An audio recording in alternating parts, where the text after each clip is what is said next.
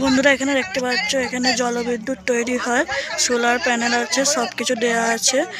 এইগুলো হচ্ছে যে একটা ড্যাম, জলবিদ্যুৎ তৈরি হয় এরকম।